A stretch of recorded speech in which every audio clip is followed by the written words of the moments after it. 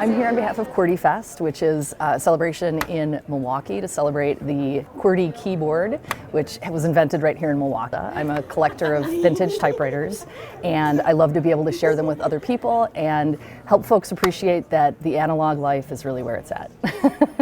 This is my second year. Machines that tend to do best in a group of folks that are maybe new to typewriters are appreciated. So I brought machines today that are all very sturdy, and they just want to be of use. So that's what I learned last year. Bring the right typewriters. I love that you asked it as if it were like, do you know how many? I could say yes, but I'd have to think for a moment. 62.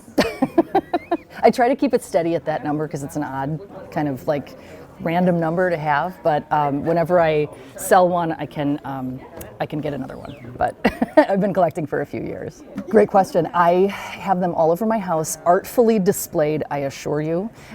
We have a nice bookcase room, library area where I have several displayed, and then I have actually a typewriter room where I repair, and then I keep some in my office as well at work. I work at my ed, so it's completely reasonable to have typewriters in your office at my ed, of course.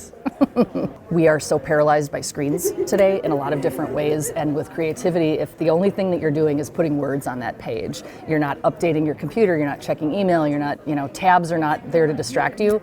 The world is there to inspire you, so you look beyond that immediate space. I do a lot of writing on them. I'm not published. I'm somebody who just writes all the time and enjoys doing it for various purposes. I will use typewriters every day, and I kind of have to justify having that many. So I write letters, anything that you would write on a sticky note, I'm going to type on a sticky note, because why not? And my handwriting has devolved, in the last 30 years, so. So I had a couple of typewriters that I had purchased at thrift stores in the 90s, and they were just kind of cool on shelves. And then I started seeing more of them in antique stores, garage sales, and I started to collect them in about 2018. And during COVID lockdown, I learned to repair them and really just kind of hyper-focused on typewriters. And so they became kind of my muse, but also there's such a cool historical component to them, and there were millions of typewriters in the world. There are far fewer today, and so it's kind of like Pokemon, you gotta catch them all.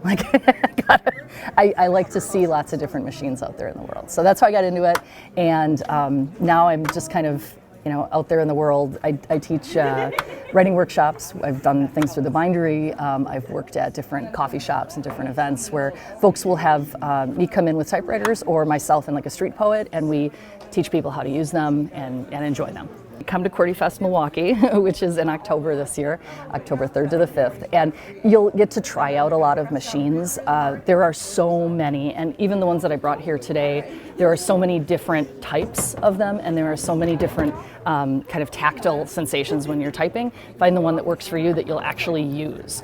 And I, of course, break that rule because I don't use all 62 every day. I wouldn't leave my house if I did. But I would say, try a lot of them out and see what you like, and then decide what you're going to use it for. I collect portables mostly. I have a handful of what are called standards. Those are those big monster ones. They're beautiful, usually very functional, but boy, they take up a lot more space than a few suitcase-sized typewriters.